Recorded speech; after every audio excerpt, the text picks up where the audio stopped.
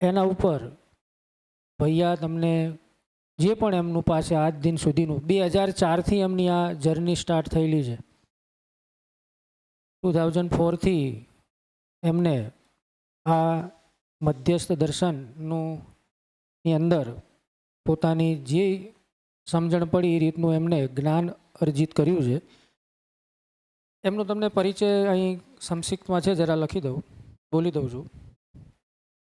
વર્તમાનમાં એમનું જે પણ જે જગ્યાએ કાર્ય થયું છે એના અંતર્ગત જોવું તો વિભિન્ન વર્ગોની અંદર ગીતા વેદાંતના નિયમિત જે જગ્યા કાર્યક્રમો થાય છે ત્યાં ક્યાંક ને ક્યાંક ભૈયાની હાજરી રહેલી છે. એ ટીમનો હિસ્સો રહેલા છે.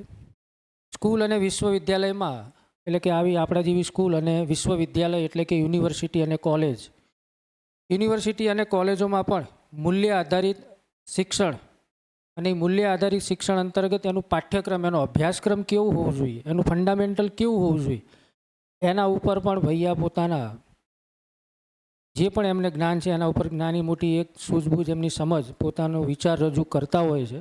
અને એના અંતર્ગત royal university Bhutan, royal university Bhutan, IIT Kanpur, IIT Patna, Punjab technical university Jalandhar, ત્યાંના શિક્ષકો અને છાત્રો માટે યુનિવર્સલ હ્યુમન વેલ્યુ એટલે કે માનવ મૂલ્યનું જે શિક્ષણ અત્યારે ખૂબ જરૂરી છે એના 10થી વધારે વર્કશોપ એમણે કરેલા છે. ઘણા વર્કશોપ છે. આજે મારી પાસે જે પરિચય છે એ કદાચ ખાસા સમય પહેલાંનો છે, પણ અત્યારે વર્તમાનમાં તો ઘણા બધા વર્કશોપ ભૈયાએ કરેલા છે. 40થી વધારે વિશ્વવિદ્યાલયો દ્વારા એમને પાઠ્યક્રમમાં ક્યાંક ને ક્યાંક પોતાના વિચારો રજૂ કરેલા છે. તો આવું એક શિક્ષણના ક્ષેત્રમાં પણ સમાજના અંદર એક નવો નિર્માણ થાય, વિચારોનું નવું એક નિર્માણ થાય, એની અંદર પણ ખૂબ મોટો સિંહફાળો પોતાના જ્ઞાનથી ડૉક્ટર શ્યામકુમારે આપેલો છે. તો એવું જ એક વ્યક્તિત્વ આપણી સામે છે. 5 વાગ્યા સુધી તમારું સત્ર રહેશે, 5 જ્યાં વિષય પૂરો થાય ત્યાં સુધી. તો વધારે સમય ન લેતા, એક મિનિટ. જય શ્રી કૃષ્ણ બધાને. તો અહીંયા જે વ્યક્તિત્વ છે ને મારા માટે તો બહુ વિશાળ વ્યક્તિત્વ છે. એ જે કામ કરે છે ને એ કોઈ કલેક્ટર કે કોઈ મોટો નેતા બી ના કરી શકે, એનાથી વિશેષ મોટું કામ છે. શું છે એ તો તમને ધીમે ધીમે કદાચ, પણ અત્યારે મેં પર્ટિક્યુલર એમને એમ કહ્યું છે કે આ બધા જ બાળકો, કારણ કે પોતે આઈઆઈટી સ્ટુડન્ટ છે, પીએચડી હોલ્ડર છે, એટલે એમને ખબર છે કે તમારા ફેઝમાંથી પસાર થયેલા છે. સાયન્સ 11-12 સાયન્સમાંથી પસાર થયેલા છે. એટલે મેં તો આ બધા જ બાળકો જે છે એને મેં 11-12 સાયન્સને અનુરૂપ તમે જે પણ વાત કરી શકો એવી મેં એમની આગળ એક પ્રસ્તાવ મૂક્યો છે અને એમને સ્વીકાર્યો છે. એટલે આપણે બધા આમ તો નસીબવાળા છીએ કે આપણને એમને સાંભળવા મળશે. બીજું કે એમની પાસે હું જાણું છું ત્યાં સુધીથી તમારા તમામ પ્રશ્નોના જવાબ છે, જો તમે મેળવી શકો તો. એટલે વચ્ચે ક્યાંય પણ કોઈને પ્રશ્ન થાય છે, હેન્ડ રેઝ કરશે અને પૂરેપૂરી શિસ્ત સાથે. કારણ કે ઘણીવાર કેવું થાય કે એક પ્રશ્ન પૂછે એટલે અંદર વાતચીત શરૂ થઈ જાય છે. પ્રશ્નો પૂછવાની છૂટ છે, બરાબર? તો તમને ક્યાંય પણ એવો પ્રશ્ન થાય છે, કોઈ વાત મુકાય છે, તો તરત હેન્ડ રેઝ કરીને આપણે પ્રશ્ન પૂછીશું. અને પૂરેપૂરો ભૈયાનો, અમે એમને શ્યામ ભૈયા કહીએ છીએ, ડૉક્ટર શ્યામકુમાર નથી કહેતા. એટલે શ્યામ ભૈયાનો પૂરેપૂરો ઉપયોગ, લાભ લઈ શકીએ છીએ. ઇવન આપણી ફેકલ્ટીઝમાંથી પણ, આપણા શિક્ષક મિત્રોમાંથી પણ કોઈ ક્વેશ્ચન થાય છે, કોઈ પ્રશ્ન ઊભો થાય છે, તો આપણે પૂછીશું. આ સેશન ફૂલ્લી આપણે 2 વે રાખવાનો પ્રયત્ન કરીશું, ઠીક? પણ ધ્યાન એ રાખીશું ક્યારે કોઈ પ્રશ્ન પૂછાય, વચ્ચે કંઈ પણ હોય તો એ દરમિયાન રૂમની ડિસિપ્લિન ડિસ્ટર્બ ન થાય, આટલું થોડું ધ્યાન રાખીશું. ઓકે? તો હું શ્યામ ભૈયાને વિનંતી કરીશ કે, ઓકે ભૈયા? सभी को आवाज आ रही पीछे? ठीक है, बढ़ाने की जरूरत तो नहीं है? बढ़िया. इसको कहीं साइड कर दें भैया, ये तो घंटे भर में तो हमको बिल्कुल जरूरत नहीं पड़ेगी.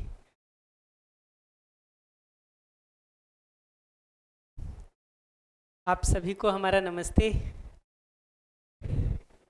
काफ़ी दिनों के बाद मेरा गुजरात आना हुआ है और इस एरिया में तो पहली बार आया हूँ मैं। जान करके अच्छा लगा कि आप सब 11th-12th में साइंस कर रहे। आप लोगों को देख करके किसी समय हमको अपना दिन याद आ रहा है। तो मैं मैं सोचता हूँ कि दो तरह से बात शुरू हो सकती है। मैं अपनी तरफ से जो कहना होगा वहाँ से तो मैं शुरू कर ही सकता हूँ, पर मैं सोचता हूँ कि आपके प्रश्नों से शुरू करें बात को तो ज़्यादा अच्छा है। आप बताइए किस मुद्दे पर सुनना चाहते हैं, वहीं से बात को शुरू करेंगे। वो ज़्यादा आसान है।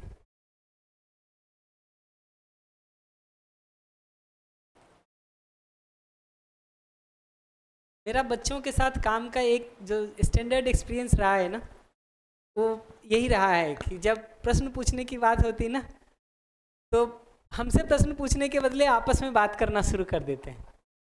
उस तो कोई एक थोड़ा जोर से बोलोगे तो हमको भी सुनाई दे देगा कि तुम्हारा प्रश्न क्या है।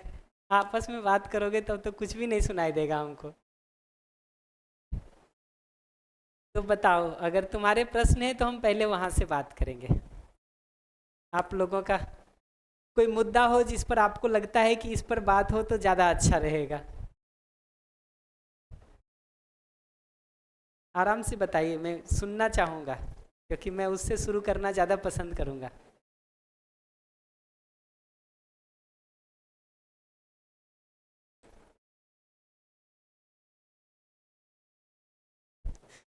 मैं मैं लगता है ठीक से बता नहीं पाया। मैं ये नहीं कह रहा हूँ कि आपस में बात करें आप लोग।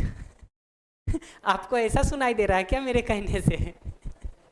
तो हमको अपनी भाषा थोड़ी ठीक करनी पड़ेगी।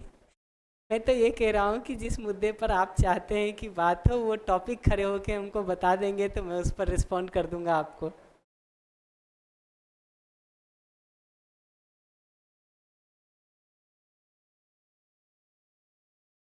सोच लीजिए, नहीं तो फिर मैं अपनी तरफ से शुरू करूँगा।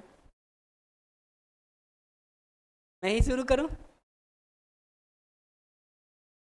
सोच लीजिए, अभी भी अवसर है आपके पास कि आप अपने टॉपिक से बात को शुरू कर सकते हैं। नहीं तो आपके टॉपिक से शुरू होगा तो आपके इंटरेस्ट में मैं बात कर सकता हूँ।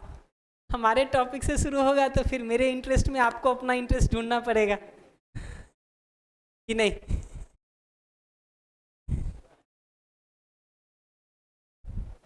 तो बताइए, मैं फिर से एक बार पूछ लेता हूँ।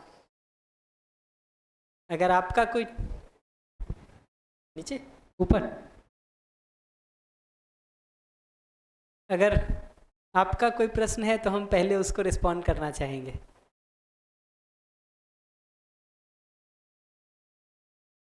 ठीक है, तो ऐसा करता हूँ, मैं शुरू करता हूँ। हमारा एक ही निवेदन है पूरे सत्र के दौरान कि जब भी आपको उसमें कोई बात ठीक नहीं लगे, बिना संकोच के हमसे प्रश्न पूछ लीजिए। मुझे कोई सिलेबस कवर नहीं करना है, बहुत ज़्यादा कुछ बातें भी नहीं करनी है।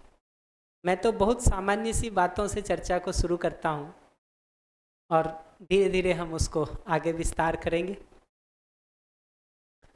पिछले 20-25 सालों में तो चर्चा को शुरू करता हूँ। बढ़िया। पिछले 20-25 सालों में देखेंगे ना, आप देखिए, आप जिस गांव से, जिस घर से, जिस मोहल्ले से, जिस शहर में भी रहते हों, ठीक है, पिछले 20-25 सालों में हमारे मोबाइल पहले से अच्छे हो रहे हैं कि खराब हो रहे हैं? अच्छे हो रहे हैं।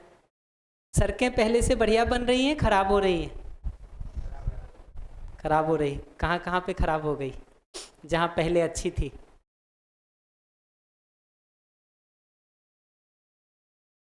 बताओ बताओ।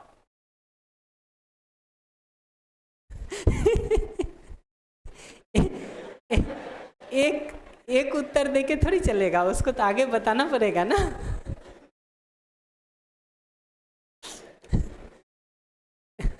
हमारे केंद्रीय मंत्री लगे हुए हैं हर जगह जहां हाईवे नहीं गुजरी है वहां भी हाईवे पहुंचा देने में। तो सड़कों का जाल दिनों दिन बढ़ ही रहा है। कहीं दो जगह, एक जगह खराब हो रहा हो तो हो रहा हो, वो भी जहां खराब हो रहा है वहां आगे ठीक होने की बात चल रही है कि नहीं? तो हमारे मोबाइल अच्छे हों, हमारे कपड़े अच्छे हों, हमारी घड़ी अच्छे हों, हमारे मकान अच्छे हों, अच्छी बात है। ये सब के बीच में आदमी अच्छा होना चाहिए कि नहीं होना चाहिए? क्या लगता है? हमारे कपड़े अच्छे हो जाएं, हाथ में मोबाइल अच्छे हो जाएं, पैर में जूते अच्छे हो जाएं, चश्मा बड़ा स्टाइलिश लग जाए, इतना ही पर्याप्त है या ये सब पहनने वाला आदमी भी ठीक होना चाहिए? ठीक होना चाहिए ना? ये बात लगती है कि नहीं? अच्छा, आदमी ठीक होना चाहिए तो उसके लिए कुछ प्रयास करेंगे या बिना प्रयास किए हो जाएगा? करेंगे ना? लौट के आता हूँ इस प्रश्न पर मैं फिर से। पर आदमी अच्छा होना चाहिए, पर थोड़ा और मैं ध्यान दिला देता हूँ। समय के साथ देखो, ठीक है, हमारे शहर की हवा पहले से अच्छी हो रही है, खराब हो रही है? खराब हो रही है। जंगल समय के साथ बढ़ रहे हैं कि कम हो रहे हैं? कम हो रहे हैं। पशु पक्षियों के रहने की जगह समय के साथ बढ़िया होती जा रही है या वो रोड पे आते जा रहे हैं? दिख रहा है? तो हवा, आपके जिस जगह पे भी रहते हो वहाँ पानी का वाटर टेबल देखना, जल स्तर जो वाटर टेबल है समय के साथ बढ़ रहा है कि नीचे जा रहा है? नीचे जा रहा है। तो हवा, पानी, मिट्टी, ठीक है, पेड़ पौधे, पशु पक्षी, ये सबको जो ये समस्या हो रही है, ये समस्या अपने आप पैदा हो रही है या हमारी आपकी गलत जीवन शैली के कारण पैदा हो रहा है? ये हवा, पानी, मिट्टी पहले से खराब थे, जंगल पहले से नहीं था, पशु पक्षी पहले से रोड पे घूम रहे थे, या हमने आपने उसको बाध्य कर दिया है ऐसा होने के लिए? ये दिख रहा है? तो अगर हम चाहते हैं कि हवा ठीक हो, पानी ठीक हो, मिट्टी ठीक हो, तो क्या करना होगा? पहले अच्छे एयर प्यूरीफायर बनाने होंगे, वाटर प्यूरीफायर बनाने होंगे जो उसको प्यूरीफाई करें, उसके लिए टेक्नोलॉजी पर काम करना होगा, या पहले आदमी जो ये सब को खराब कर रहा है उसको अपनी जीवन शैली बदलने की ज़रूरत होगी? क्या पहले करना होगा? सोचिए। मैं एक सवाल और पूछ देता हूँ इससे जुड़ा हुआ। मान लो कि इस कमरे में एक नाले से गंदा पानी आ रहा है, ठीक, लगातार आए जा रहा है, कमरा गंदा हो रखा है, हम कमरे को साफ करना चाहते हैं, पहले उस गंदे पानी के नाले को बंद करेंगे या पहले कमरे में वाइपर, झाड़ू और पोछा लगाएंगे? समझ में आता है ना कि नाला अगर खुला रहेगा तो झाड़ू पोछा वाइपर एक तरफ से मारोगे, दूसरी तरफ से पानी आता जाएगा। जब तक पूरा हॉल साफ नहीं होगा तब तक कचरा फिर से फैल जाएगा। तो हम हवा पानी को प्यूरीफाई करने का कितना भी काम शुरू करें, आदमी जो इनको गंदा करने का काम कर रहा है, आदमी जो इनको पॉल्यूट करने का काम कर रहा है, प्रदूषित करने का काम कर रहा है, वो आदमी अगर ठीक नहीं होगा तो हवा पानी मिट्टी कैसे ठीक हो पाएगी? नहीं। तुम कमरा की खूब सफाई करो, मैं एक तरफ से कीचड़ डालता जाऊं, कभी सफाई हो पाएगी? तो ये समझना ज़रूरी है कि हवा पानी मिट्टी जो खराब हो रहे हैं, तो इसके मूल में भी हमारी आपकी गलत जीवन शैली है, इसलिए भी आदमी को ठीक होना ज़रूरी है। अच्छा, मान लो वाटर और एयर पॉल्यूट हो जाएं, प्रदूषित हो रहे हैं आज के दिन, इससे समस्या किसको है? हवा और पानी को समस्या है कि आदमी को समस्या है? तो ये दिखना भी ज़रूरी है कि समस्या पैदा भी हम ही कर रहे हैं और उसका दुख भी हम ही भोग रहे हैं। हवा को प्रॉब्लम नहीं है पॉल्यूट हो जाने से, पानी को प्रॉब्लम नहीं है पॉल्यूट हो जाने से, प्रॉब्लम आदमी को है जो उसको प्रयोग करने वाला है। ये बात दिखती कि आदमी क्यों ठीक होना जरूरी है, ये सबसे पहले समझना जरूरी है कि प्रकृति में भी जो समस्याएं दिख रही हैं उसको ठीक होने के लिए आदमी को ठीक होने की जरूरत है। ठीक, तो प्रश्न बनता है कि एक ठीक आदमी को देखेंगे तो उसका स्वरूप क्या होगा? विकसित आदमी का, एक अच्छे आदमी का स्वरूप क्या होगा? किसको हम एक अच्छा आदमी कहेंगे, वो पहचानने की जरूरत तो पड़ेगी। और पीछे जिस प्रश्न को मैंने छोड़ा था कि अगर हम चाहते हैं कि आदमी अच्छा हो, ठीक है, तो उसके लिए कुछ समय और प्रयास लगाने की ज़रूरत होगी कि नहीं होगी?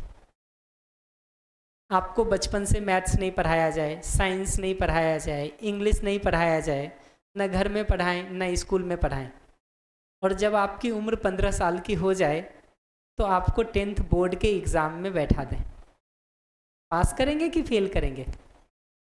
फेल करेंगे। तो अगर आदमी के रूप में हमने अपने जीने की तैयारियां नहीं की हैं तो उम्र बढ़ने के साथ साथ अपने आप वो तैयारी तो होगी नहीं। तो जब हम जिंदगी जीने जाते हैं माता पिता के साथ, भाई बहन के साथ, पति पत्नी के साथ, परिवार में, समाज में, प्रकृति के साथ, तो उन सब जगहों पर फेल होने की तो बाध्यता है हमारी, गारंटी है हमारी, क्योंकि तैयारी ही नहीं किया है मैंने उस पर जीने के लिए। अगर उस पर तैयारी ही नहीं हुई है तो फेल होना तो गारंटी है ना। तो इस बचे हुए जो हमारे पास समय है लगभग 50 मिनट का, मैं सोचता हूँ इस पे 2 मुद्दों पे बात कर देता हूँ। एक तो ये कि आदमी के रूप में, एक मानव के रूप में ठीक जीने हम जाएंगे तो क्या क्या तैयारी शिक्षा में करने की ज़रूरत है। दूसरा, आज जो शिक्षा के नाम पे हम कर रहे हैं उसमें भी हम अगर थोड़ा बेहतर करना चाहते हैं तो क्या कर सकते हैं। एक बच्चे की जगह से भी क्या कर सकते हैं, एक टीचर की जगह से भी क्या कर सकते हैं। ये दोनों पर थोड़ी बात कर देता हूँ। तो पहले मैं पहले वाले पे बात कर देता हूँ कि एक मानव के रूप में ठीक जीने जाएंगे तो क्या क्या ठीक होने की ज़रूरत है। हम सब अपनी ज़िंदगी को पलट के देखेंगे ना, तो ये दिखता है, आपसे ये प्रश्न पूछा जाए कि आप अपनी ज़िंदगी में जिस समय भी जी रहे हैं, ठीक है, सुखी होना चाहते हैं कि दुखी होना चाहते हैं? प्रोस्पेरिटी चाहते हैं कि डिप्रीवेशन चाहते हैं? समृद्धि चाहते हैं कि अभाव चाहते हैं? समृद्धि चाहते हैं। तो ये दिखता है कि सुख और समृद्धि हमारी मूलभूत चाहना है। आप किसके साथ जीना चाहेंगे, जो आपको सुख और समृद्धि में सहयोग करे या जो आपको दुखी और दरिद्र बनाए? उत्तर साफ है। तो एक विकसित आदमी की बहुत सरल परिभाषा देखेंगे, बहुत सिंपल डेफिनेशन देखेंगे। तो हिंदी कंफर्टेबल है आप लोग? इंग्लिश वर्ड की ज़रूरत तो नहीं है ज़्यादा? होगी तो बता दीजिएगा, मुझे कन्वर्ट कर दूंगा मैं। तो एक अच्छे आदमी की, एक विकसित आदमी की पहचान देखेंगे तो ये दिखता है कि जो खुद सुख समृद्धि पूर्वक जीता हो, दूसरों के सुखी समृद्ध होने में सहयोग करता हो। एक विकसित आदमी का मतलब यह है कि जो खुद सुख समृद्धि पूर्वक जीता हो, दूसरों के सुखी समृद्ध होने में सहयोग करता हो। एक अविकसित आदमी वह है जो खुद दुखी हो, परेशान हो, अभावग्रस्त हो, दूसरों को भी दुखी, परेशान और अभावग्रस्त करने में लगा हुआ हो कि नहीं? ये बात ठीक है? तो अगला प्रश्न ये बनता है कि खुद सुख समृद्धि पूर्वक जीने के लिए और दूसरों की सुख समृद्धि में सहयोगी करना हो तो पहले क्या करना पड़ेगा? खुद सुखी समृद्ध होना पड़ेगा कि पहले दूसरों को सुखी समृद्ध करने में लगेंगे? अगर हमको आपको गणित समझने में सहयोग करना है तो पहले हमको गणित सीखना समझना पड़ेगा कि पहले आपको सिखाएंगे बाद में हम सीखेंगे? ये दिखता है ना। तो हमारे अंदर ही अगर सुख नहीं है, शांति नहीं है, तो आपको कैसे शांति देंगे? अगर हम ही दुखी और परेशान बैठे हुए हैं तो आप हमारे बगल में आओगे तो परेशान ही तो करेंगे आपको। हम ही अभावग्रस्त हैं, हम ही समस्याग्रस्त हैं, हमारे बगल में आप आओगे तो समस्या ही तो देंगे आपको, और क्या देंगे कि नहीं? फूल में अगर खुशबू होगी, उसके पास जाओगे, चाहते ना चाहते हुए भी खुशबू मिलेगी। और कचरा जिससे बदबू आ रहा है उसके पास जाओगे तो चाहते ना चाहते हुए भी वही बदबू मिलेगा कि नहीं? ये दिखता है। तो प्रश्न बनता है कि एक सुख समृद्धि पूर्वक जीते हुए आदमी का स्वरूप क्या होगा? तो उसका पहला जगह अगर देखोगे ना तो ये दिखता है कि हम सब अपनी ज़िंदगी में कुछ ना कुछ रिसोर्सेज प्रयोग करते हैं जीने के लिए। भोजन के रूप में, कपड़े के रूप में, घर के रूप में, आने जाने के लिए गाड़ी के रूप में, कॉपी पेन के रूप में, बैठने के लिए इंतजाम के रूप में, हम कुछ ना कुछ सुविधाओं का, कुछ ना कुछ फिजिकल रिसोर्सेज का, कुछ ना कुछ अपनी फिजिकल नीड्स के रूप में संसाधनों का प्रयोग करते हैं। ये दिखता है? क्या लगता है आपको? आप इन रिसोर्सेज का, सुविधाओं का सदुपयोग करना आपको सहज रूप में स्वीकार होता है या दुरुपयोग करना? सदुपयोग पता है ना, राइट यूटिलाइजेशन आपको उसका स्वीकार होता है या मिसयूज करना स्वीकार होता है? ठीक है, मैं एक बात इससे जुड़ा हुआ हर बार कहता हूँ कि सुविधा का अगर सदुपयोग करने के बदले दुरुपयोग करेंगे तो क्या क्या होता है। सुविधा का दुरुपयोग करने से पहली चीज़ ये होती है कि हमारा शरीर धीरे धीरे खराब होता है। वही भोजन जो खाने से शरीर स्वस्थ होता है, अगर पेट भरने के बाद भी स्वाद के चक्कर में उसको हम खा लें या ऐसी चीज़ें खाएं जो शरीर के स्वास्थ्य के लिए ठीक नहीं है, फिर भी हम स्वाद के कारण उसको खाते जा रहे हैं, शरीर स्वस्थ होगा कि बीमार होगा? बीमार होगा ना।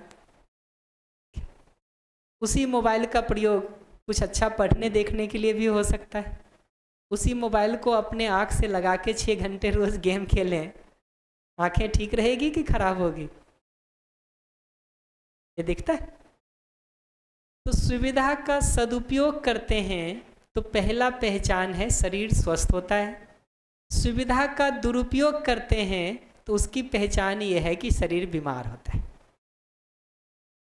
तो हम कौन सी सुविधा का सदुपयोग कर रहे हैं या दुरुपयोग, इस इंडिकेटर से भी पहचाना जा सकता है कि वो शरीर के स्वास्थ्य में सहयोगी हो रहा है या शरीर को दिनों दिन खराब कर रहा है।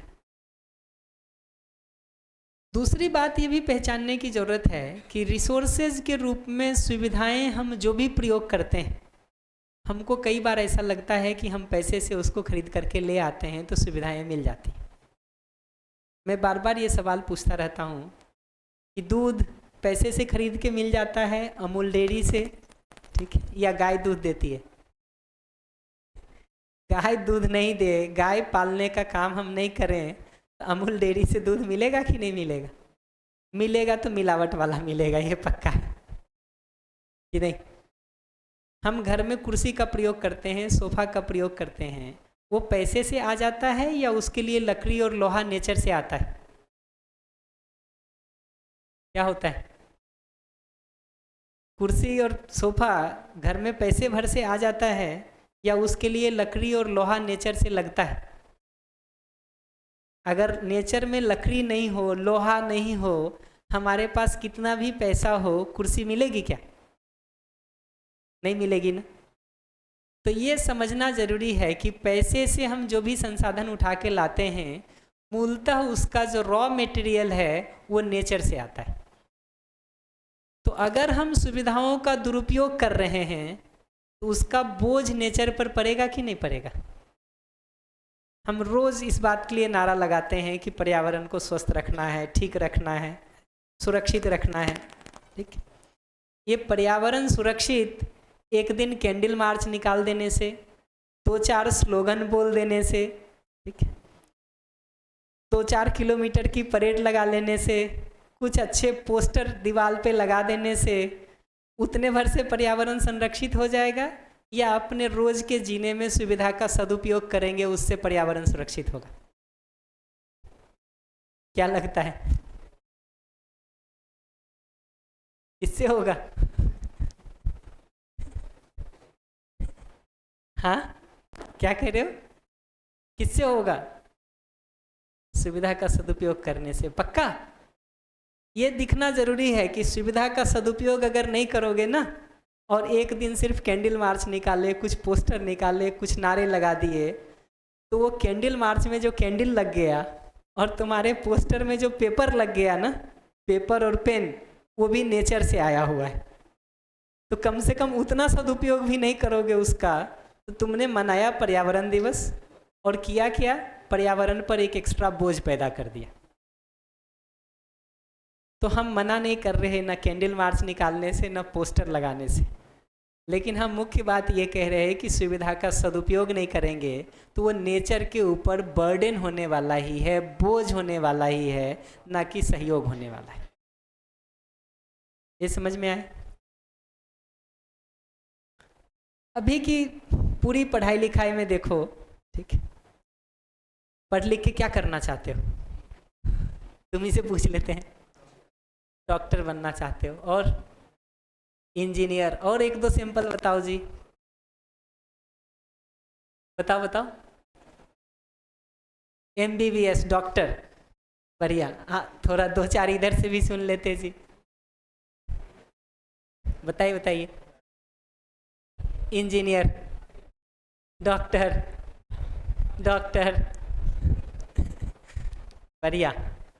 तो मान लें पूरा क्लास जो बैठा है वो इंजीनियर और डॉक्टर बनना चाहता है। कोई अपवाद हो तो हाथ उठा के बता दो, क्योंकि अभी तक तो दो ही चीज़ सुना मैंने, एक डॉक्टर एक इंजीनियर। हाँ, रिसर्च, बढ़िया। और कोई? बहुत अच्छी बात है। तो ये हमको समझ में आ गया कि आप डॉक्टर बनना चाहते, इंजीनियर बनना चाहते, ठीक है। तो पूरी पढ़ाई लिखाई करके जो डॉक्टर इंजीनियर हम बनना चाहते हैं, ठीक है, बने, उससे क्या करेंगे? इंजीनियर बनेंगे तो कुछ सुविधाओं का उत्पादन कर सकते हैं, डॉक्टर बनेंगे तो कुछ लोगों को स्वस्थ होने में सहयोग कर सकते हैं। बहुत अच्छी बात है, करना ही चाहिए, करना ही चाहिए। लेकिन डॉक्टर बनने के बाद आने वाले पेशेंट को, ठीक, आप ध्यान से ट्रीटमेंट करेंगे या उसको लूटेंगे, इसकी क्या गारंटी?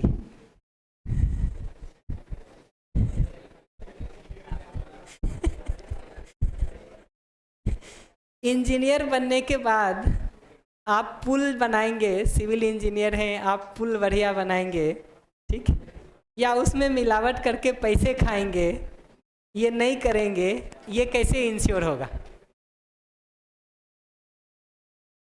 आप खूब पढ़ें, मेडिकल की 4 साल की पढ़ाई पढ़ें, अच्छी बात है, पढ़ना ही चाहिए। इंजीनियरिंग के 3 साल के 4 साल के कोर्स कर लें, उसके लिए मैथ्स पढ़ लें, साइंस पढ़ लें, इंग्लिश पढ़ लें, मैं सबसे सहमत हूँ।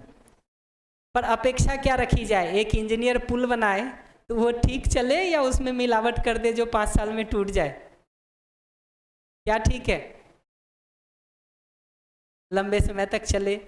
एक डॉक्टर के यहाँ हम एक पेशेंट के रूप में इलाज कराने जाते हैं, क्या अपेक्षा रखते हैं? वो जो उचित हमारा इलाज है वो ठीक से करे या अपना पैसा कमाने के लिए कुछ भी टेस्ट और दवाई लिख दे? चाहते तो यही है ना कि ठीक से इलाज करे, जो उचित है वो। प्रश्न ये है कि ये इंजीनियर एक वैसा इंजीनियर बन जाए जो भ्रष्टाचार नहीं करे, एक डॉक्टर ऐसा डॉक्टर बन जाए जो अपने पैसे कमाने से पहले कम से कम पेशेंट की ज़रूरत देखे, उसके साथ पैसा कमाए। उसके लिए शिक्षा में कुछ करेंगे कि नहीं करेंगे? और अभी क्या कर रहे हैं जिससे ये पक्का हो जाए कि ये जो इंजीनियर बाहर निकला है ये जब पुल बनाएगा तो बढ़िया बनाएगा, ठीक है? और ये जो डॉक्टर बाहर निकला है ये पेशेंट का इलाज करेगा तो ईमानदारी से ठीक करेगा। उसके लिए अभी शिक्षा में क्या कर रहे हैं ये बताओ, बताओ बताओ। आपस में बात करने थोड़ी बोल रहे हैं हम, बताने के लिए कह रहे हैं जी। क्या कर रहे? तुम ही बता दो।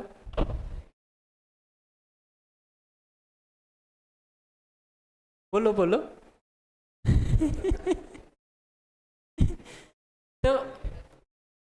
तो ये समझना जरूरी है कि अभी हम पुल बनाना सिखा रहे हैं, इलाज करना सिखा रहे हैं, ठीक है, लेकिन उसके साथ वो पुल बनाने का काम हम ईमानदारी से करेंगे, इलाज करने का काम ईमानदारी से करेंगे, उतना भी इंश्योर नहीं कर पाते। मैं सबसे एक सवाल पूछता रहता हूँ, तुम लोगों से भी पूछ लेता हूँ।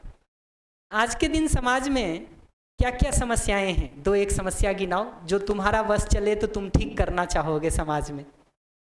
भ्रष्टाचार, और बताओ जी, कोई एक समाज की समस्या बताओ जो तुम्हारा बस चले तो तुम ठीक करना चाहोगे। उनको दीजिए जरा फोन। एजुकेशन सिस्टम, बढ़िया। और बताइए, एक भ्रष्टाचार समझ में आया, एक एजुकेशन सिस्टम। क्या ठीक करना चाहोगे एजुकेशन सिस्टम में? बाय द वे जरा माइक दीजिए उनको। क्या ठीक करना चाहोगे एजुकेशन सिस्टम में? सब लोग जो पर्टिकुलर कोई एक दो स्ट्रीम के लिए ही मेहनत कर रहे हैं, उसके बजाय सबके मतलब बहुत सारी स्ट्रीम्स है, उसमें अगर सब लोग चले जाए तो कंपटीशन कम होगा और प्लस उससे जो हमारा देश भी है वो भी विकास होगा उसका। बहुत अच्छा। क्यों लोग ये एक दो स्ट्रीम में ही जाना चाह रहे हैं, क्या कारण लगता तुमको? क्योंकि उसमें सबसे कॉमन है कि पैसे ज़्यादा मिलते हैं। बढ़िया। तो इसका मतलब सिस्टम ठीक करना पड़ेगा कि हर काम में पैसा मिलेगा, तभी तो आदमी वहाँ जाएगा। यस। क्या लगता है सिर्फ पैसे के कारण ही आदमी किसी जॉब को पकड़ता है या कोई और कारण भी उसके पीछे होता है? और कारण होते हैं पर कॉमन तो सबसे पहले यही होता है, पैसा। इसका मतलब ये जो इन्होंने कहा, अगर मैं उसको ठीक मानूं तो मुझे ये सुनाई पड़ रहा है कि मूल मुद्दा डॉक्टर और इंजीनियर बनना नहीं है, मूल मुद्दा पैसा कमाना है। ये ठीक पकड़ा मैंने कि नहीं? ये ठीक है? हाँ, वैसे मुझे लगता है, मैं तो गुजरात में खड़ा हूँ, मुझे लगता है पैसा कमाने के हिसाब से तो बहुत सारे और बिजनेस भी होंगे जिसमें अच्छा पैसा कमा लेते होंगे लोग। नहीं क्या होंगे? नहीं होंगे? क्या लगता है नहीं है? चलो आएंगे, इस बात पर आएंगे। तो एक तो हमको समझ में आया एजुकेशन सिस्टम ठीक करने की बात, कि हर स्ट्रीम में आदमी जाए। दूसरा हमको समझ में आया भ्रष्टाचार की समस्या। और क्या समस्या है समाज में जिसको ठीक करना चाहिए? हाँ, इधर हमको समस्या तो बताओ, कौन सी एक समस्या तो मैं बताऊंगा क्या ठीक होनी चाहिए, ये आपस में बात करना।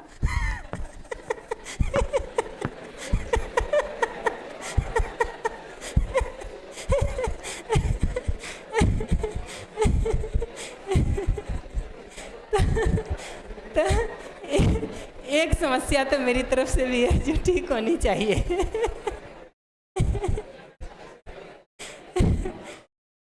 और बताओ, और कौन सी समस्या तुम्हारे हिसाब से ठीक होनी चाहिए समाज में? बताओ बताओ बताओ, समस्या तो बताओ कम से कम। या बाकी सब समाज ठीक चल रहा है, कुछ और नहीं ठीक करने की जरूरत है? क्या लगता, तुम्हारा बस चले तो क्या ठीक करना चाहोगे?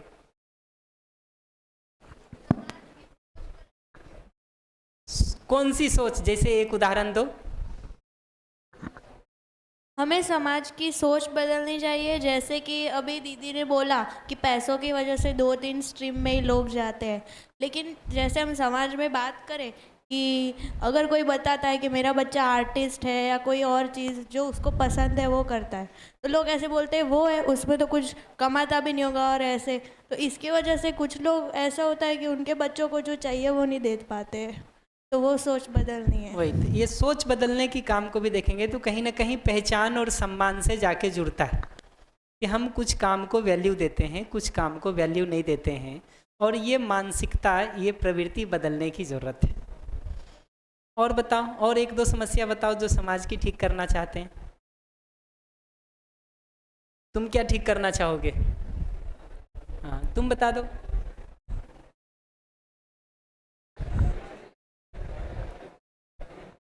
क्या ठीक करना चाहोगे? बैठो बैठो, आराम से बताओ। स्टडी को सब मार्क्स रिलेटेड, ऐसे नहीं है कि बोलो बोलो। मौसमी ने जैसे बोला कि पैसों के लिए सब डॉक्टर और इंजीनियर बनना चाहते हैं, पर ऐसा नहीं है। वो सब पोस्ट के हिसाब से चूज करते हो। वही पोस्ट का मतलब कहीं ना कहीं वो हमारे सम्मान से, हमारे पहचान से, हमारी पद प्रतिष्ठा से जाके जुड़ता है। ये सम्मान और पहचान हर आदमी को चाहिए या कुछ लोगों को ही चाहिए? यहाँ बैठा हुआ कौन आदमी है जो सम्मान के बदले अपमान चाहता है? हाथ उठाना। कोई नहीं। इसका मतलब हमको डिजाइन ऐसा सोचना पड़ेगा जिसमें हर आदमी को सम्मान मिले, या ऐसे डिजाइन से काम चल जाएगा जिसमें 100 में 2 को सम्मान मिले, 98 को नहीं मिले? कौन सा डिजाइन चाहिए होगा? सबका सम्मान का ना। इस पर अभी आता हूँ, पर पीछे जो मैं लौट के कह रहा था ना, चलो ये 3-4 समस्या ही देख लेते। भ्रष्टाचार की समस्या है, ठीक, आदमी का सोच बदलने का समस्या है, ठीक। ये सारी समस्याओं के लिए ईंट पत्थर पर काम करना पड़ेगा कि आदमी पर काम करना पड़ेगा? भ्रष्टाचार कौन करता है, ईंट पत्थर की आदमी? पक्का है? सोच किसका बदलना है, पेड़ पौधे का कि आदमी का? तो ये दिखना जरूरी है कि काम करने की जगह आदमी है। हमको लगता है कि हम आदमी की मानसिकता को छोड़ करके बाकी सब जगह पहाड़ तोड़ने में लगे हुए, और पूरे 12 साल 15 साल की जो पढ़ाई करते हैं उसमें हम हर चीज़ के बारे में पढ़ लेते हैं अपने को छोड़ करके। हर चीज़ के बारे में पढ़ लेते हैं हम ढूंढ ढूंढ करके, अपने को छोड़ करके। भ्रष्टाचार की समस्या है। क्या लगता है समाज में जो भ्रष्टाचार चल रहा है कौन ज़्यादा कर रहे हैं, पढ़े लिखे लोग कि अनपढ़ लोग? हाँ, पढ़े लिखे लोग कर रहे हैं ना। इसका मतलब ये पढ़ाई लिखाई हमको मानसिकता तो नहीं बदल रही है भ्रष्टाचार की, बल्कि बढ़ा रही है। अगर अनपढ़ लोग कम कर रहे हैं, पढ़े लिखे लोग ज़्यादा कर रहे हैं, तो ये पढ़ाई बढ़नी चाहिए सब जगह कि कम होनी चाहिए?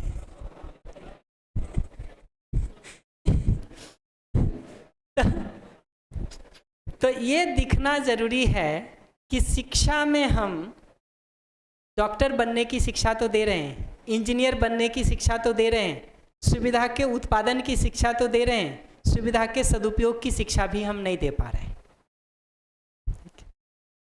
इसी तरह से हम अगला सवाल पूछते सभी से। तो एक तो बात मैं ये कह रहा हूँ कि शिक्षा में सुविधा के उत्पादन के साथ साथ डॉक्टर और इंजीनियर बनने के साथ साथ वो काम ईमानदारी और निष्ठा से करे और उन सुविधाओं का सदुपयोग करे, ये मानसिकता विकसित होने की ज़रूरत है।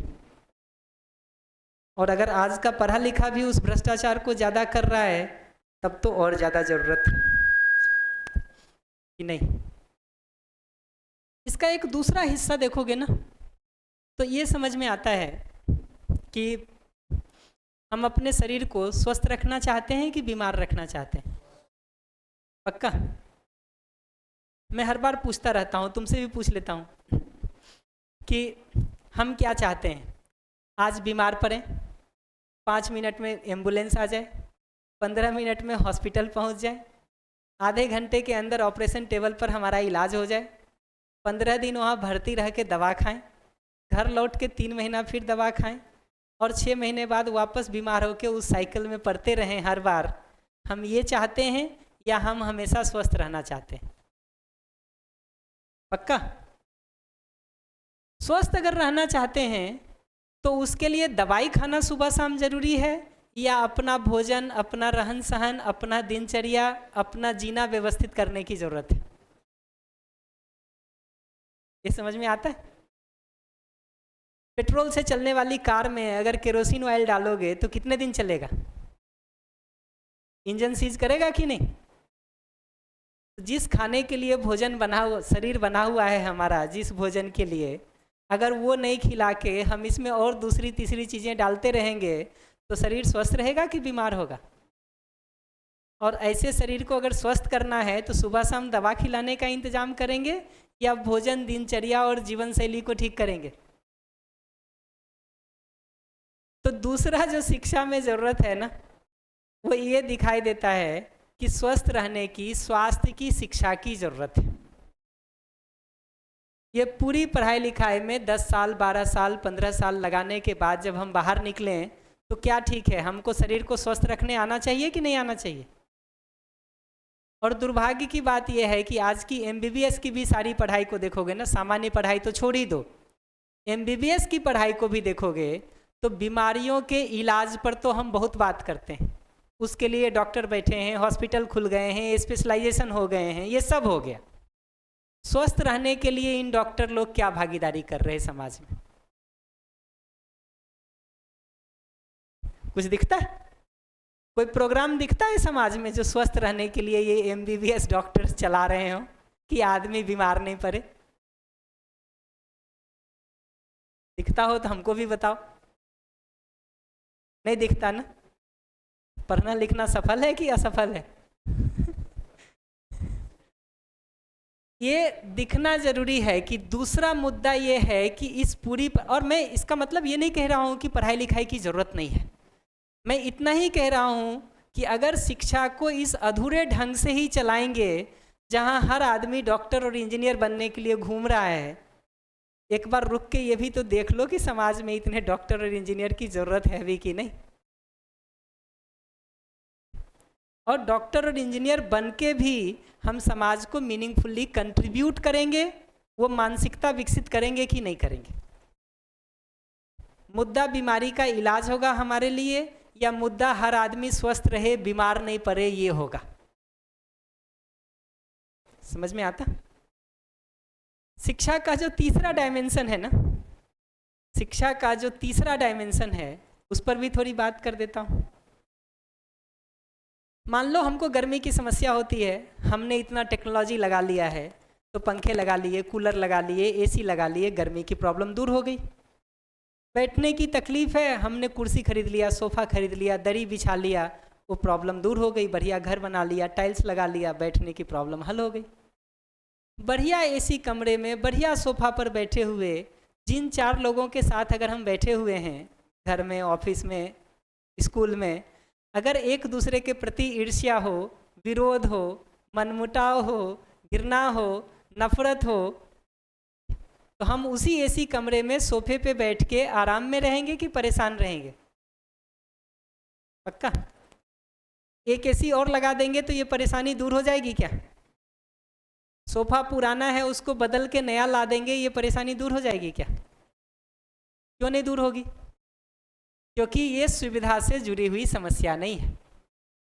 गर्मी की समस्या एसी और कूलर से जुड़ी हुई समस्या है तो हम एसी कूलर लगा के हल कर सकते हैं। लेकिन अगर हमारा संबंध में एक दूसरे के प्रति विरोध है, अपमान है, घृणा है, ईर्ष्या है, नफरत है, मनमुटाव है, लड़ाई झगड़ा है, तो इसके लिए हमको अपने भाव को ही बदल के अपमान के बदले सम्मान करना होगा, द्वेष के बदले स्नेह करना होगा, अविश्वास के बदले विश्वास पर जाने की जरूरत पड़ेगी, या एसी कूलर पंखा लगाने से हल हो जाएगा? तो ये दिखना जरूरी है कि व्यवहार की समस्या संबंध में भाव और व्यवहार को ठीक करके ही ठीक होगी। क्या लगता है, ये संबंध में भाव और व्यवहार की समस्या सिर्फ जिन घरों में पैसा नहीं है वहीं पे है, या जिन घरों में पैसा हो गया है वहां भी है? क्या लगता है? 10 साल 15 साल हो गया होगा, मुझे लगता है अनिल अंबानी और मुकेश अंबानी आपके गुजरात के ही हैं, न्यूज़ भरे थे ठीक है, मीडिया के न्यूज़ थे, मैं तो उसी से देखता हूँ, दूसरी जगहों पे क्या देखूंगा। मीडिया का न्यूज़ ये बताता है कि दोनों झगड़ा कर रहे थे। मीडिया का न्यूज़ कहता है कि प्रमोद महाजन जी, जिनकी संपत्ति कुछ 1000 करोड़ में थी, अपने भाई ने गोली मार दी।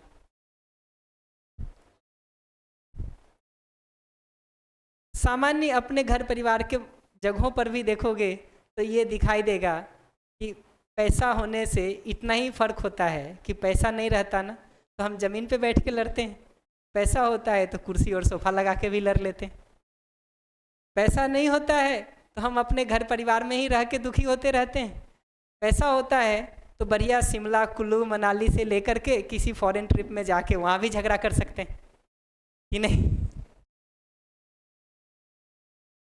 तो ये दिखना जरूरी है कि सिर्फ पैसा होने से जिंदगी पर्याप्त नहीं होती, संबंध में भावपूर्वक जीने आना भी जरूरी है। मैं सबको कहता हूँ, तुम अपनी ज़िंदगी की जो भी आज भी समस्या झेल रहे हो, या 15, 16, 17 साल तुम्हारी उम्र है, इतने दिनों में तुम घर परिवार में जितनी बार भी दुखी हुए, उसमें कितना दुख इस बात का था कि तुमको खाने पीने, पहनने, रहने को नहीं मिला, और कितना दुख इस बात का था कि किसी ने तुम्हारा अपमान किया, किसी ने तुम्हारा विरोध किया, किसी ने तुम्हारे साथ ईर्ष्या की, किसी ने तुमको नीचा दिखाया। कौन सा दुख ज़्यादा है? हाँ, जोर से बोलो तब तो सुनाई देगा। ये दिखता है? मैं सबको कहता हूं, तुम लोग कहाँ रहते हो? हॉस्टल में रहते हो, घर में रहते हो? बढ़िया। तो 1 महीना पहले इस दिन तुमने नाश्ता क्या किया होगा? कितने लोगों को याद है?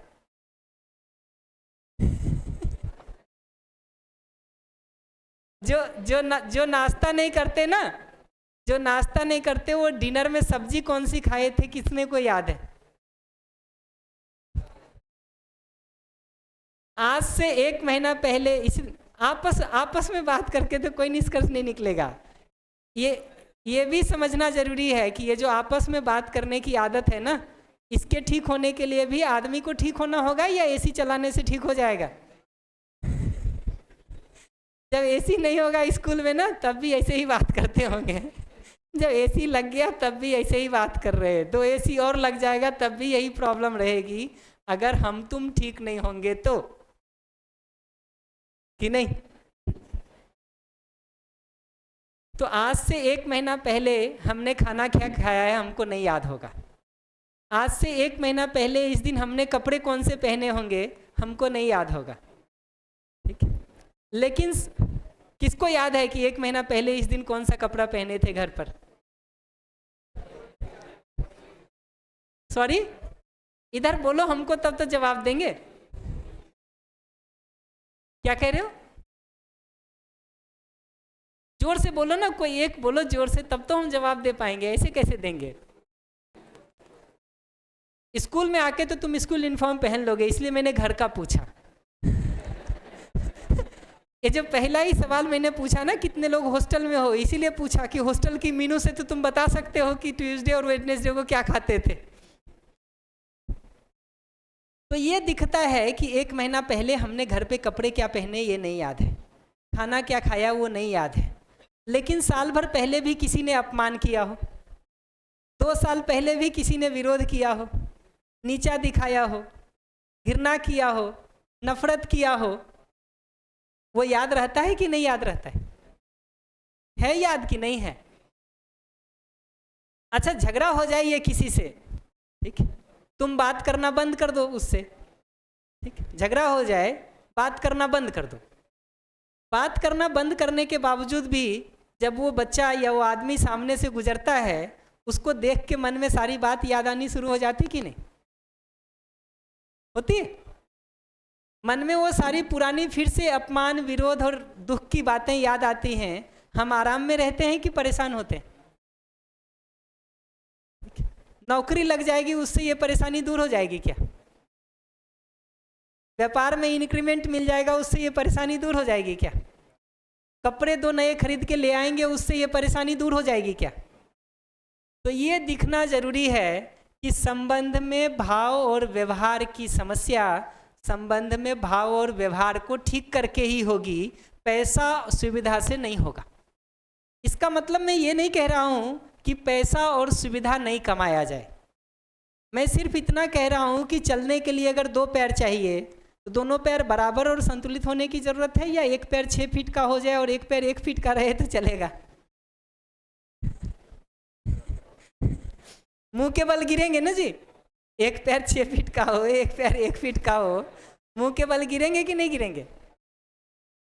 तो सुविधा में हम 100 करोड़ कमा लें कि 50 करोड़ कमा लें, ठीक है, ना कमाई में भी ये बिल्कुल नहीं कह रहा हूँ, लेकिन घर में जिन 5 लोगों के साथ जी रहे हैं, माता पिता, भाई बहन, पति पत्नी, पुत्र, ठीक है, काम करने की जगह पर कुछ मित्र, उनके साथ अगर संबंध में भाव ठीक नहीं होगा तो हम आराम में रहेंगे कि परेशान रहेंगे? ये समझ में आता? अपने से ही पूछ के देखो, संबंध में किसी के साथ जीते हुए दूसरा तुम्हारे साथ सम्मान पूर्वक जिए तब तुमको ठीक लगता है, सहज रूप में स्वीकार होता है, या अपमान पूर्वक जिए तब अच्छा लगता है? क्या ठीक लगता है? सम्मान पूर्वक, स्नेह के भाव के साथ दूसरा तुम्हारे साथ जिए तब अच्छा लगता है, या द्वेष और विरोध करे तब अच्छा लगता है? अगला तुम्हारे साथ विश्वास पूर्वक जिए तब तुमको अच्छा लगता है, या तुम्हारे ऊपर अविश्वास, शंका करे तब तुमको अच्छा लगता है? तो ये दिखना जरूरी है कि विश्वास, सम्मान, स्नेह जैसे भाव हमको सहज रूप में स्वीकार है। इन भावों के साथ हम जीते हैं तो एक दूसरे को ठीक लगता है। जब कभी भी इन भाव के साथ हम नहीं जीते हैं तो समस्या होती है। ठीक, जीना तो हम सब चाहते ही हैं।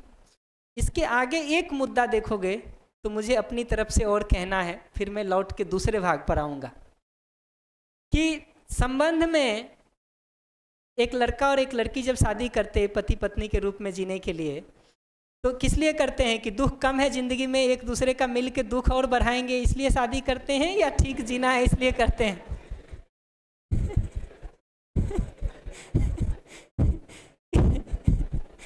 किस लिए करते हैं?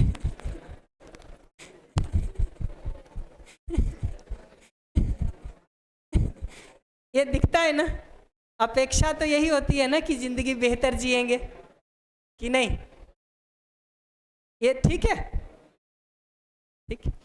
एक माँ बाप अपने बच्चे को बड़ा करते हैं तो किस लिए करते हैं कि साथ मिल करके एक अच्छी ज़िंदगी जिएंगे, या एक दूसरे का खून पीने के लिए कोई नहीं मिल रहा है तो चलो बच्चे का खून पी लें।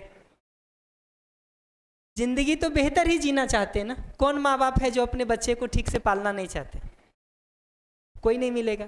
लेकिन बहुत सारे बच्चे तुमको ऐसे मिल जाएंगे 18-20 साल वाले जिनको अपने माँ बाप से बहुत शिकायत होगी कि नहीं।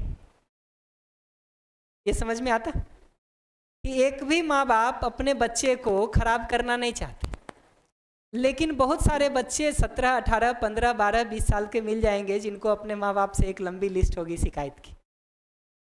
पति पत्नी के रूप में हम एक दूसरे से अच्छा जीना चाहते हैं, लेकिन बड़ी मुश्किल से कुछ परिवार ऐसे मिलेंगे जहाँ पति पत्नी एक दूसरे के साथ बढ़िया जी रहे हों।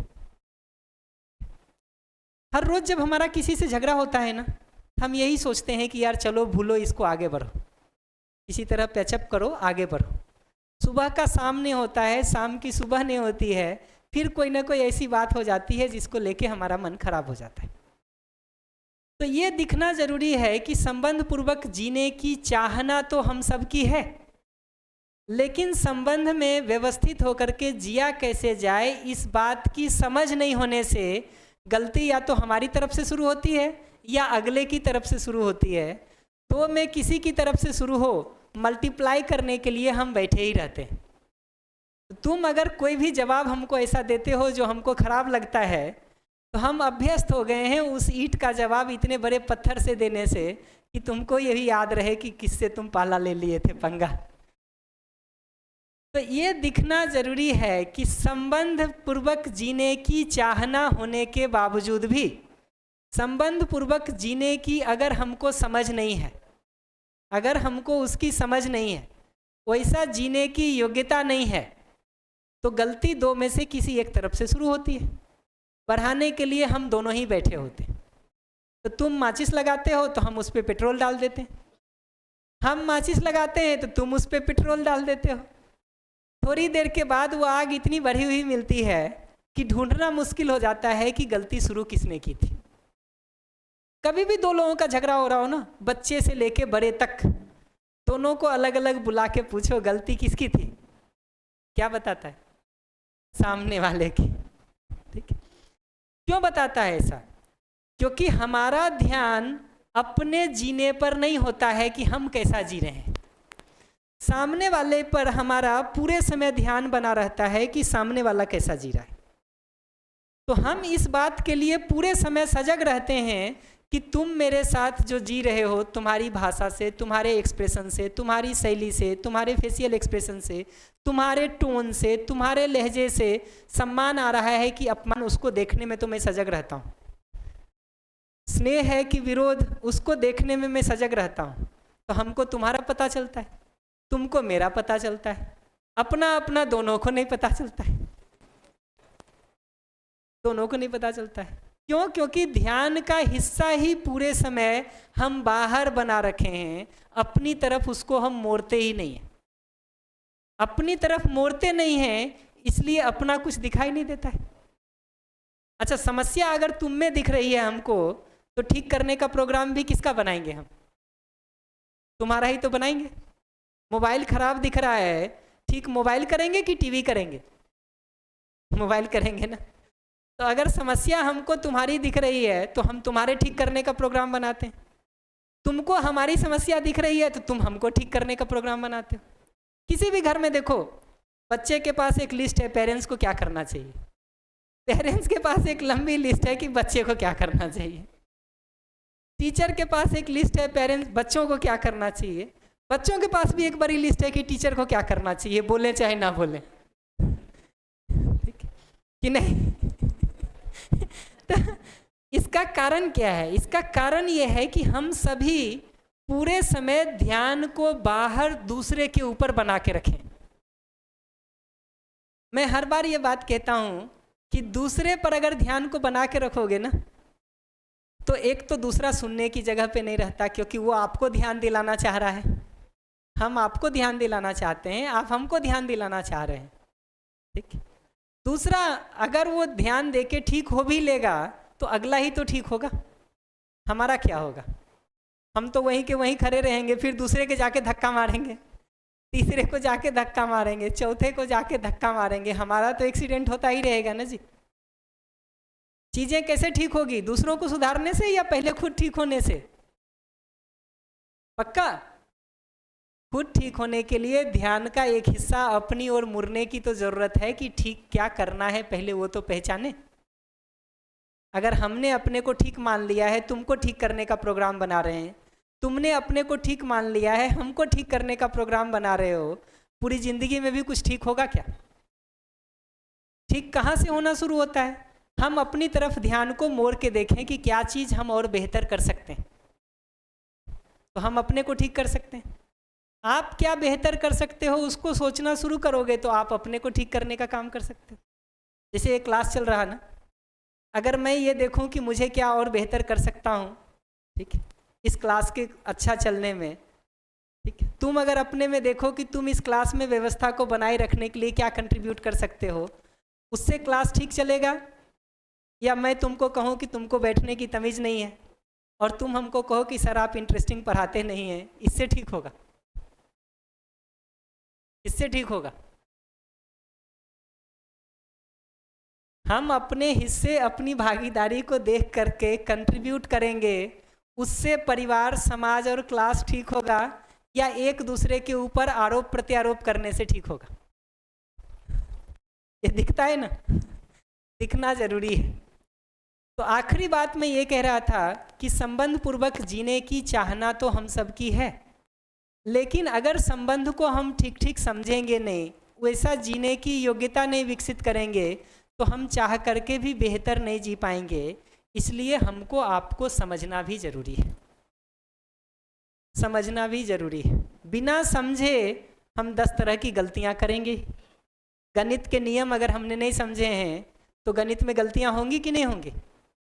विज्ञान के नियम अगर नहीं समझे हैं तो विज्ञान के प्रश्नों को हल करने में, साइंस के क्वेश्चंस को सॉल्व करने में प्रॉब्लम्स आएगी कि नहीं आएगी? आएगी ना। ऐसे ही हम अपने मन को, अपने विचार को, अपने भाव को, अपने अंदर जो सारा सोच विचार चलता रहता है ना, उसको व्यवस्थित करना अगर नहीं सीखे हैं तो हम आराम में रहेंगे कि परेशान रहेंगे? परिवार में, संबंध में, रिश्तों को अगर ठीक जीना हमने नहीं सीखा है, माता पिता के साथ, भाई बहन के साथ, पति पत्नी के साथ, उसको समझने और सीखने का काम हमने नहीं किया है, आराम में रहेंगे कि परेशान रहेंगे?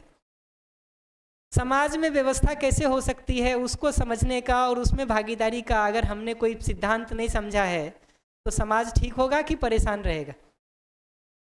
नेचर के साथ जीते हुए कैसे हम हार्मनी में, म्यूचुअल कॉम्प्लीमेंट्रीनेस के साथ, परस्पर पूरकता के साथ जी सकते हैं, अगर उसके सिद्धांतों को हमने समझने का काम नहीं किया है तो नेचर के साथ हम हार्मनी में जी पाएंगे कि परेशानी में पड़ेंगे? तो ये दिखना जरूरी है कि आदमी के जीने की जगह से स्वयं में ठीक ठीक जीना, शरीर को स्वस्थ रखने के नियमों को समझ पाना, परिवार में, रिश्तों में हार्मनी के साथ जीने के सिद्धांत को समझ पाना, सोसाइटी कैसे ठीक चल सकती है उसके नियमों और सिद्धांतों को समझ पाना, नेचर के साथ हम कैसे हार्मनी में जी सकें उसके सिद्धांतों को समझ पाना, ये जरूरी है। इसमें से कोई भी छूटेगा ना, डिग्री तुम्हारे पास MBBS की हो कि MD की हो, बीटेक की हो कि पीएचडी की हो, तुम रिसर्च में हो कि लॉ में हो कि अकाउंट में हो कि सिविल सर्विसेज में हो कि बिजनेस में हो, फर्क नहीं पड़ता है, फर्क नहीं पड़ता है। उससे इतना ही फर्क पड़ेगा कि कोई बिजनेस में रह के दुखी होगा, कोई मेडिकल साइंस में रह के दुखी होगा। क्योंकि अगर अपने मन को, विचारों को, भावों को व्यवस्थित करना हमने नहीं सीखा है, संबंध में, रिश्तों में विश्वास, सम्मान, स्नेह जैसे भाव से जीना नहीं सीखा है, समाज के रूप में हम मीनिंगफुल ढंग से कैसे जी सकते हैं उसके डिजाइन को अगर हमने नहीं सीखा है, समझा है, नेचर के साथ हार्मनी में कैसे जी सकते हैं उस डिजाइन को अगर हमने समझने सीखने का काम नहीं किया है, तो इन सब जगहों पर परेशान होने के लिए हम बाध्य हैं, हमारे पास डिग्री कितनी भी हो, पैसा कितना भी हो। ये बात समझ में आती कि नहीं? लौट के ये देखना, अगर ये समझ में आता हो ना, तो लौट के ये देखना कि आज उसमें से कितना हिस्सा हम पढ़ाई के नाम पर कर रहे हैं और जो छूट रहा है उसको कैसे पूरा कर सकते हैं। हम ये नहीं कह रहे कि पढ़ाई नहीं करो, हम ये कह रहे हैं कि पढ़ाई हमको कुछ स्किल सिखा रही है, डॉक्टर बनने की, इंजीनियर बनने की, जिसका मतलब है शरीर को स्वस्थ रखने की, कुछ सुविधाओं के उत्पादन की कुछ टेक्निक हमको सिखा रही है, बीमारियों के इलाज की, टू बी प्रिसाइज, कि बीमारियों का इलाज करने का और कुछ सुविधाओं के उत्पादन का कुछ टेक्निक सिखा रहा है। जो बचा हिस्सा है संबंध में भाव और व्यवहार को ठीक रखने का, जो बचा हिस्सा है शरीर को स्वस्थ रखने की कला को सीख पाने का, जो बचा हिस्सा है कि अपने मन को, विचार को, भाव को ठीक रखने का, उस पर कुछ काम करेंगे कि नहीं? उसको कैसे कर सकते हो उसको सोचना शुरू करो।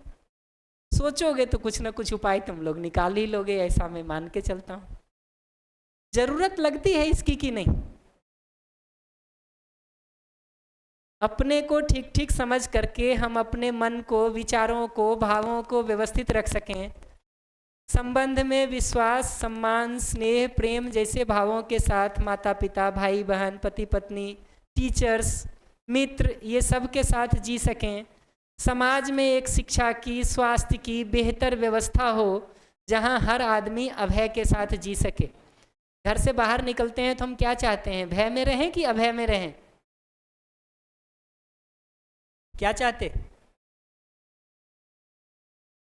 अभय चाहते कि भय चाहते? अभय चाहते हैं। बाहर निकलने पे सबसे ज़्यादा भय आज के दिन किसका है? शाम को अगर समय से तुम घर नहीं लौटते हो और मम्मी पापा परेशान होकर फ़ोन करते, ये भय किस बात का है? कि कोई शेर भालू खा गया होगा, इस बात का भय है? या किसी दूसरे आदमी ने कुछ अमानवीय व्यवहार नहीं कर दिया हो उसके साथ, इसका भय है? कौन सा भय है? हाँ, अमानवीय व्यवहार का भय है।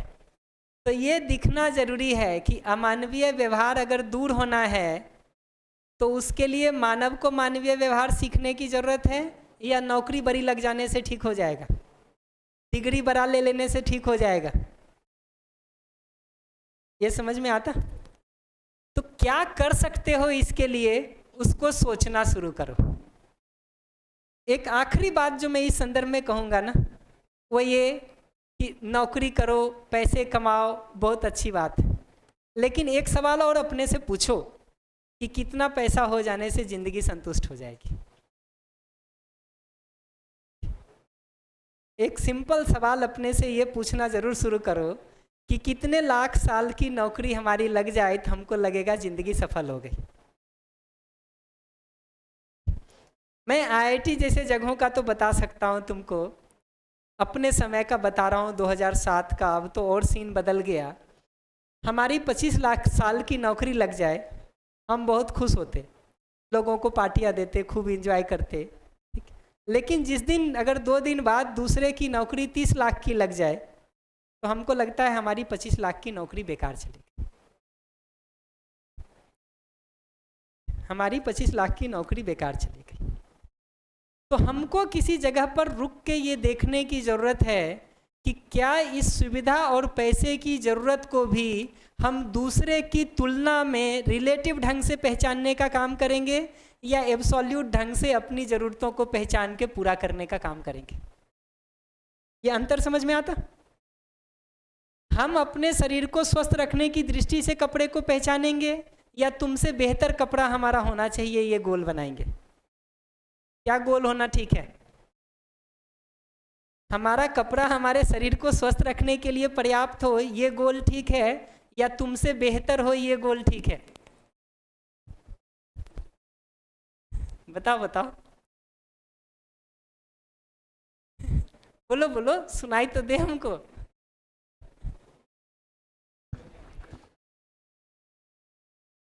एग्जाम थोड़ी ले रहा हूं जी तुम्हारा कि गलत हो जाएगा, तुम बताओ तो सही।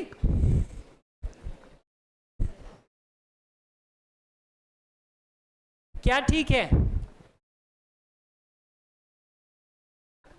चलो हम दोनों का कंसीक्वेंस बता देते, तुम नहीं बता रहे हो तो। अपने स्वास्थ्य की दृष्टि से देखेंगे ना, हमारे पास भी कपड़े हो सकते हैं, तुम्हारे पास भी हो सकते हैं, यहाँ जो 200 सवा 200 लोग बैठे हुए हैं उन सब के लिए कपड़ा हो सकता है कि नहीं? लेकिन अगर प्रश्न को ये बदल देंगे कि सबसे महंगा और सबसे अच्छा दिखने में कपड़ा किसका है, फिर सभी 200 लोगों का होगा कि किसी एक का होगा? किसी एक का होगा ना। उस आधार पर अगर हम उस एक व्यक्ति का सम्मान करेंगे, बाकी 199 आदमी का नहीं करेंगे, तो ये बाकी 199 आदमी परेशान होगा कि आराम में रहेगा? जिस कमरे में 200 में से 199 आदमी परेशान हो, वो कमरा, परिवार और समाज आराम में रहेगा कि परेशान रहेगा?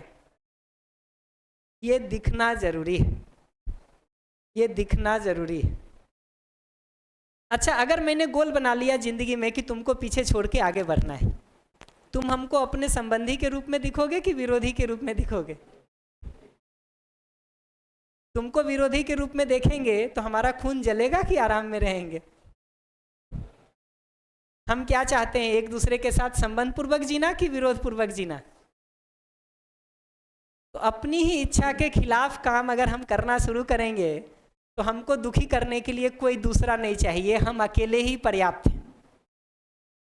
जो हम खुद नहीं चाहते हैं उसी को अगर हम करने जाएंगे, आराम में रहेंगे कि परेशान रहेंगे? तुलना की मानसिकता के साथ देखोगे ना, तो ये दो प्रॉब्लम होती है।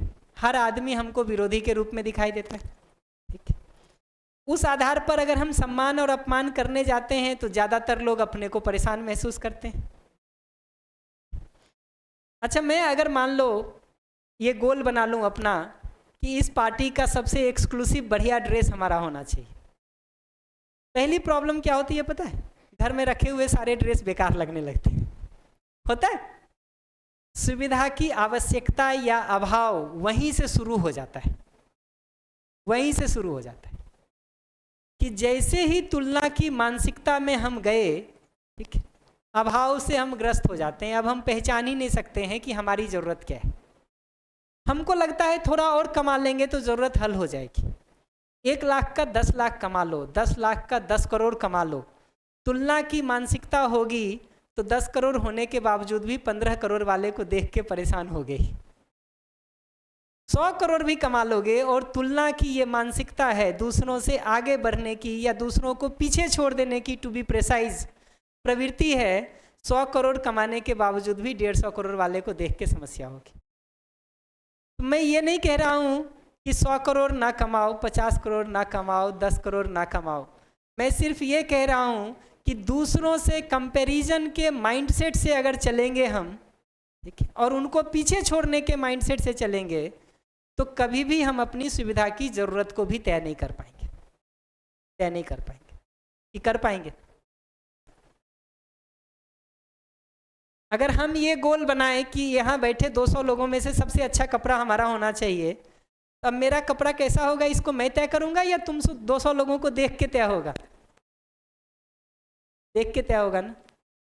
अपने रहने के हिसाब से मैं सोचूं तो हमारा घर कैसा होना चाहिए हम सोच सकते हैं, लेकिन अगर हमने गोल ये बना लिया कि इस मोहल्ले का सबसे बड़ा और अच्छा दिखने वाला घर हमारा होना चाहिए, अब हमारा घर कैसा होगा ये हम तय करेंगे या बाकी मोहल्ले का घर देख के तय होगा?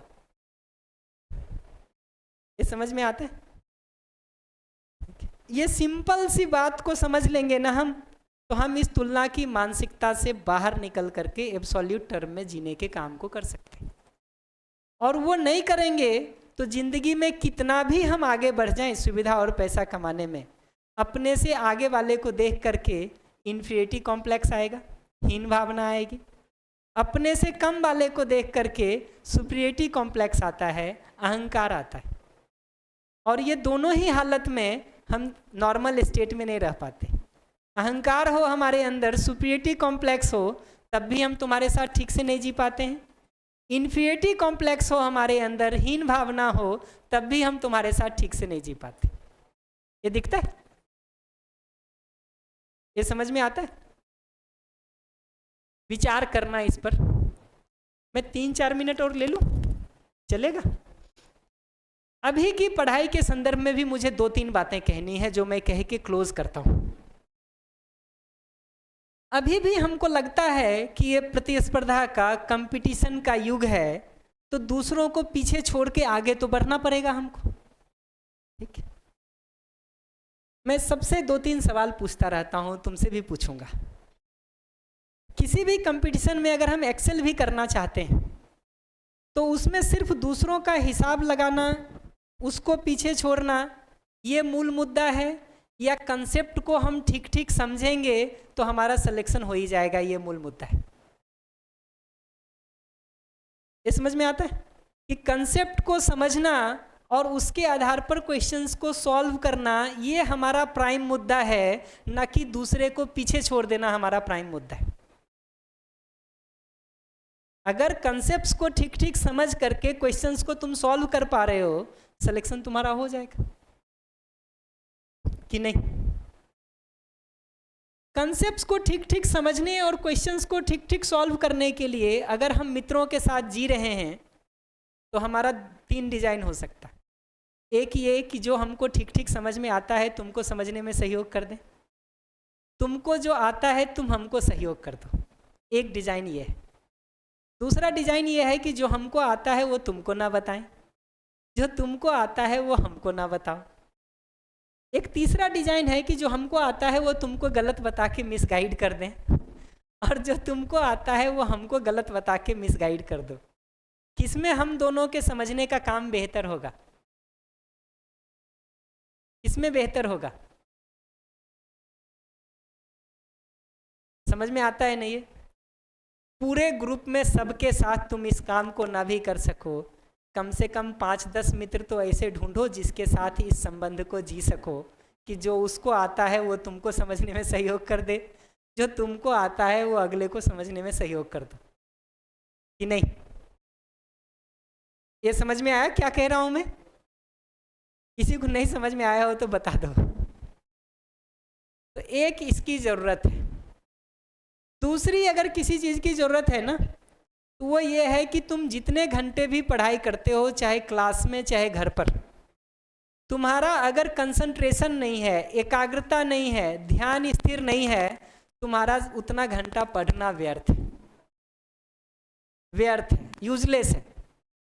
तुम अभी भी देखो कि 1 घंटा तुम बैठते हो, तुम वास्तव में कितनी देर अपने ध्यान को स्थिर करके रख पा रहे हो। जैसे यहाँ बैठे हुए भी अगर तुम हमारी बात को सुन ही नहीं पा रहे हो, ठीक है, क्योंकि तुम्हारा ध्यान 10 जगह पे जा रहा है, तुम्हारा बैठा होना और नहीं होना बराबर है कि नहीं? बल्कि मेरी नज़र में पूछोगे तो टाइम खराब करना है। तो बहुत बार जो हम किताब लेके बैठे होते हैं घर पर या स्कूल में, अगर वो ध्यान नहीं है हमारा, वो एकाग्रता नहीं है हमारा, वो सब समय हमारा तुम्हारा खराब हो रहा है, खराब हो रहा है। ये समझ में आता है?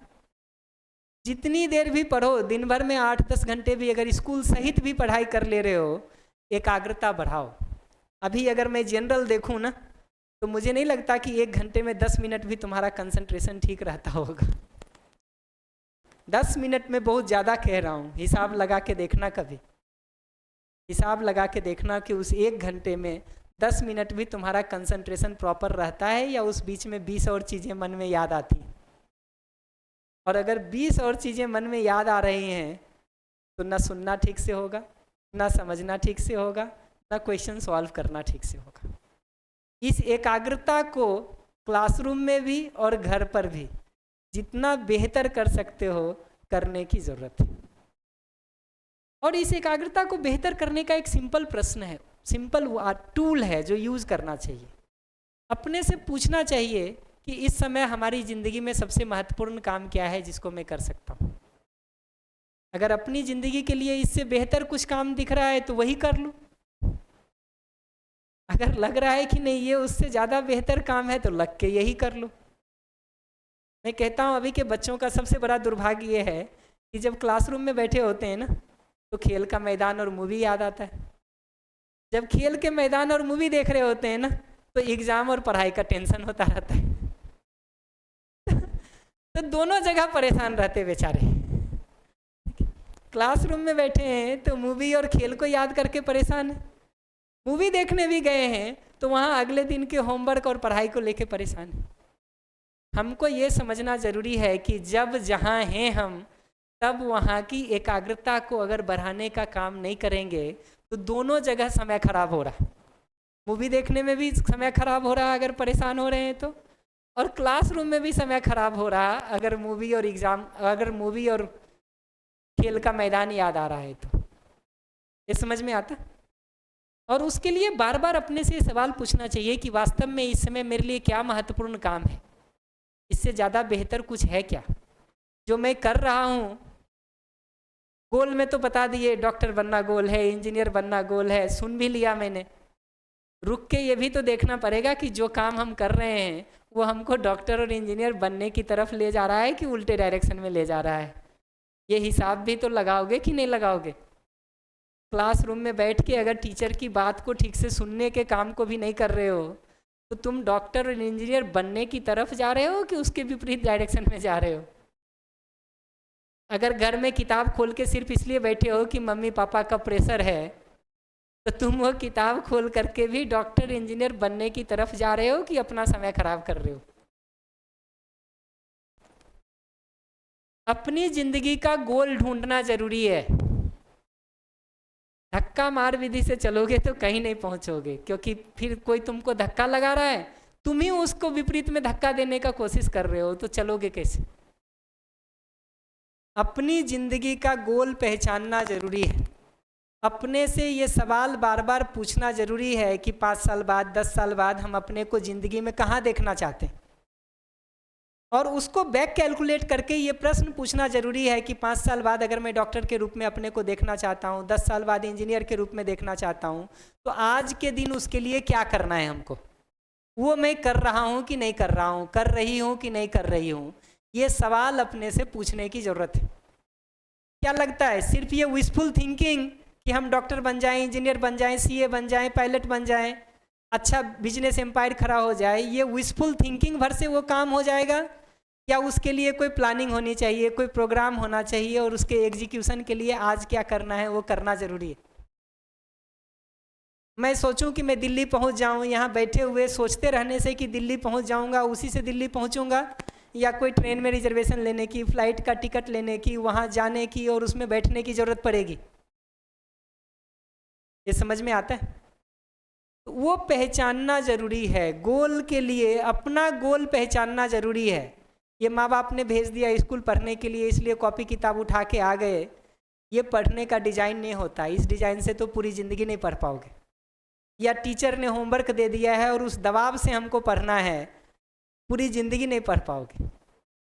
अपना गोल डिसाइड करो कि 5 साल बाद 10 साल बाद हम कहाँ होना चाहते हैं, उसके हिसाब से आज के दिन क्या करना है वो बैक कैलकुलेट करना शुरू करो,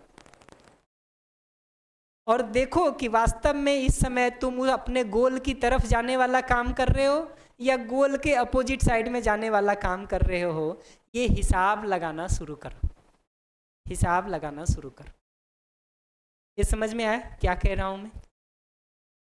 एक लास्ट बात जिसको मैं कहूँगा वो ये कि आज के समय में भी जो ये पढ़ने का हम सारा काम कर रहे हैं ना, ठीक, जितना कुछ भी हम पढ़ने का काम कर रहे हैं और तैयारी में, प्रिपरेशन में इतना समय लगा रहे, उसमें तुम बाकी कुछ करो चाहे नहीं करो, एक काम कम से कम कर लो सिंसियरली, कि जो क्लासरूम में पढ़ाया जाता है ना उसको सिंसियरली सुन लो, और जो टीचर होमवर्क देते हैं उतने को, और जो तुम अपना बुक चलता होगा एनसीईआरटी या कौन से बुक चलाते हैं यहाँ, उतने को सिंसियरली पढ़ लो।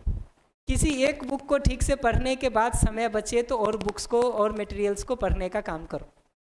कम से कम क्लासरूम में जो टीचर पढ़ा रहे हैं वो, और जो एनसीईआरटी का बेसिक बुक है वो, ये दो को पूरा करके चलो। उसके बाद समय बचता है तो जितने और तुम्हारे स्टडी मटेरियल्स होंगे अलग अलग जगहों के, उसको पढ़ने का काम करो, पर ये बेसिक को स्किप नहीं करो। ये बेसिक को स्किप करोगे मेहनत बहुत होगी, रिजल्ट कुछ ज़्यादा हाथ में नहीं लगेगा। तो हमको तो अपनी तरफ से इतनी बात कहनी थी जो हमने पूरी कर दी थी। बढ़िया।